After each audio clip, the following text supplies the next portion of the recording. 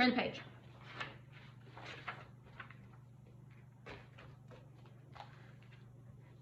This is going to be everybody's least favorite.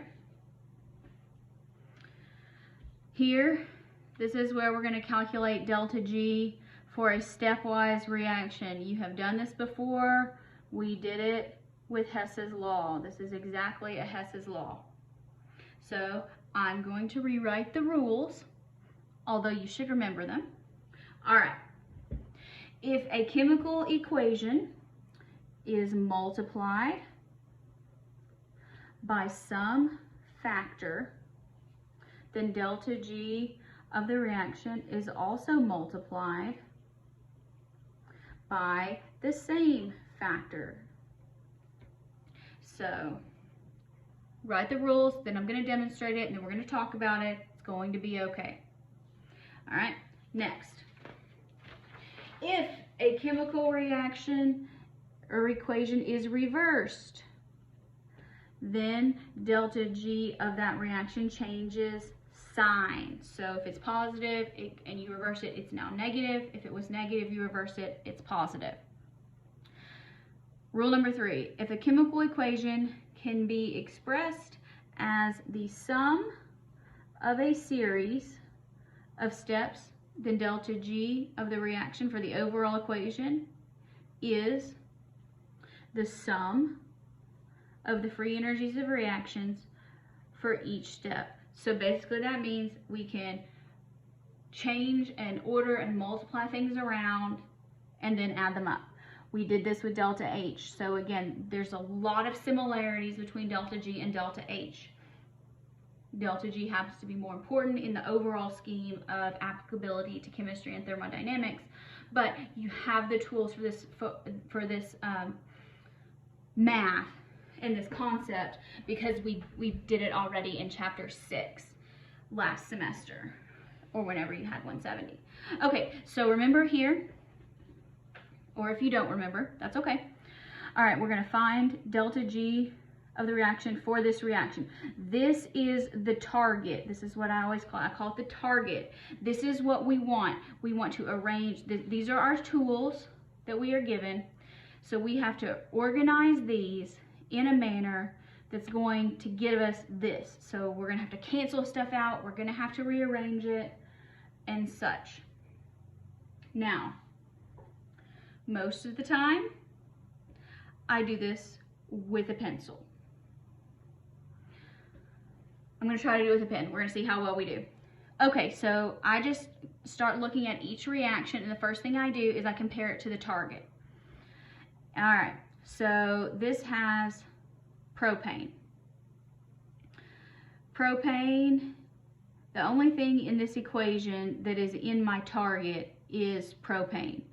And it's a product in the target, it's a reactant here. So that means I need to reverse it. Now some of y'all are really savvy about this and you are able to just multiply this by -1. Great, if you can, that's fantastic. I'm not, so I'm going to rewrite it down here, plus 4H2O gives propane plus 5 oxygens. Okay, and then that's going to give, I'm going to rewrite this as a positive 2074 kilojoules, and I'm going to mark it out. Now, some of you are cool with just doing it like that because you can keep track of this visually. Excellent. If that works for you, fantastic. Okay, so let's move on to our next one. This one, carbon, oxygen, carbon dioxide. All right, the only thing in my target here is carbon, and I have one of them and I need 3. So I'm going to multiply this by 3. So when I multiply this by 3, I also have to multiply this by 3. So I'm going to write in my 3's because that helps me out.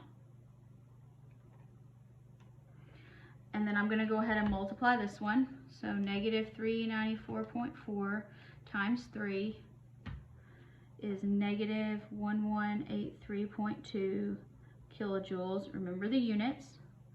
All right. And again, I recommend using a pencil because it doesn't always work out exactly right the first time, especially when you have to get into canceling other species. All right, let's look at our third equation though. This is where we are for now. We've got things matching up to the target. Here we have 2 hydrogens, we have an oxygen, and we have water. The only thing in this equation that's in the target is hydrogen. Here I have 2, I need 4, so I'm going to multiply this by 2, which means I also have to multiply this by 2.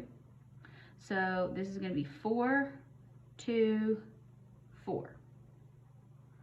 Let me go ahead and multiply that. So negative 457.1 times 2. So that's negative 914.2 kilojoules.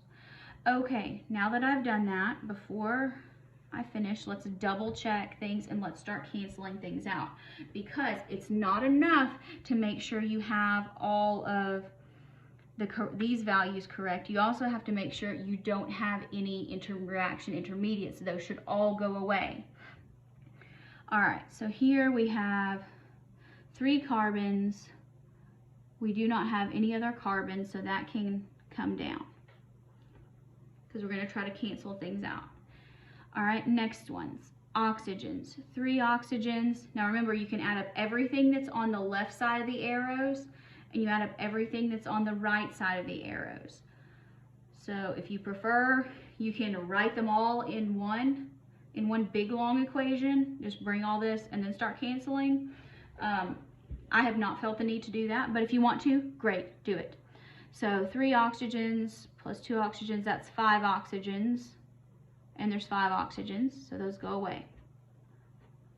Just like regular math, if the same amounts on the left and the right, they just fall out of the equation. Next, carbon dioxide. 3 carbon dioxides, there's 3 carbon dioxides. So those are gone. 4 hydrogen gases. No hydrogen gases, okay? 4 hydrogen gases. Now, it's important to make sure you're looking only at these equations. Don't just write the target. You want to evaluate your work that you have done, and when you're done, compare it and see if you got it right. If you didn't get it right, you need to reevaluate. All right, so we've already canceled that oxygen. Now I have 4 hydrogen waters, and there's 4 waters. So those are gone. Moving down, that's gone, that's gone. C3H8 gas. Okay, so the only things that have not been canceled out, 3 carbons, 4 hydrogens, and propane. That matches the target. So that means now that that matches, I can just add these up. This is the hard part, this is the easy part, as long as you remember your negatives. So negative 1183.2 plus negative 914.2 plus 2074. So negative 23.4 kilojoules. So we can have delta G of this overall reaction. And even though the question didn't ask us, is this spontaneous or not? Delta G is negative, so yes, it is spontaneous. So propane formation from standard elements is spontaneous. That's good. Now, if we were given this reaction using our standard free energies, we should get the same thing. If we were using delta H's and delta S's, we should get the same thing. So no matter which method you use, you should always get the same answer. So the method that you use depends on the information that's given in the problem, or it depends on what the problem actually tells you, how it tells you to work it. So, but if it doesn't tell you, use what information you have, or pick the one that makes the most sense to you. Don't make it more complicated. All right, let's talk about why do we call it free energy? Why is free energy free? All right. So here we have this equation, carbon, hydrogen making methane. It has a negative delta H, so that's exothermic, that's thermodynamically favored. It has a negative entropy, that's not favored. But overall, it has a negative, so it's still spontaneous. Okay, so let's talk about why we call this free energy. Quick review. First law of thermodynamics says you can't win. You can't create energy from nothing. You can't create energy that wasn't there to begin with. The second law says not only can you not win, you can't even break even. You can't win, you can't break even. That means some of this emitted heat from this reaction goes to increase the entropy of the surroundings in order to overcome this here, the negative entropy of the reaction. So the overall entropy of the universe is positive. So what does that mean? Delta G reaction says the amount of energy that remains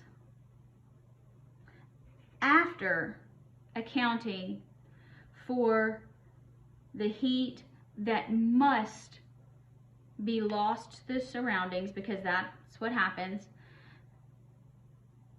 is what is left, and that is the part that is actually free to do chemical work. So after you have paid your heat tax to the universe, after you have used only energy that's available, you've paid your heat tax, this is what's left. This is how much free energy you have to accomplish what you set out to do in the first place. So delta G reaction that we calculate is only actually a theoretical limit to how much work can be done by the reaction, because in reality the energy that is available is even less, because we can't make a perfect system, so we end up having additional energy lost to the surroundings as heat. So when you get to physics, you'll talk about, you're going to do a lot of calculations with work and force, and you'll say that that's most of the things, it's theoretical because you're working in a theoretically friction-free environment. Here on Earth, we have friction. We have to deal with friction. We can minimize it, but it's still there. Same thing applies chemically. We don't have something as tangible as friction, but we lose things, heat. So the heat that's lost just to the universe, because it's not a perfect system, is analogous to friction in physics when you're doing work calculations. Maybe that makes sense, but if it doesn't, that's okay. You'll get to physics and then you'll do it. All right, so the energy that is required to recharge a battery is actually more than the quantity of work that's actually done by the battery. So in any real, not theoretical, cyclical process, that means we charge the battery, we use it until all of its energy is gone, and then we recharge it again. So this is a cycle of energy. We're using the battery and recharging it. All right, so the system, that would be the battery, may return to its original state, but the surroundings do not return to their original state, because they change every time in the cycle. So energy is permanently dispersed to the surroundings in each cycle, and we can't get it back. So this is a chemical equivalent to tell you that there's no possibility of creating a perpetual motion machine. So that's something that is theoretical. They talk about it in physics. We talk about it in chemistry sometimes, like the water wheel. Eventually it's going to stop turning because it's losing a little bit of energy every time it goes around. Now, if a chemical reaction has a positive delta G reaction, so that means it's not spontaneous. Delta G, that represents the minimum amount of energy that is required to make the reaction occur. In reality, it's always going to require more because of the heat tax. You can't win.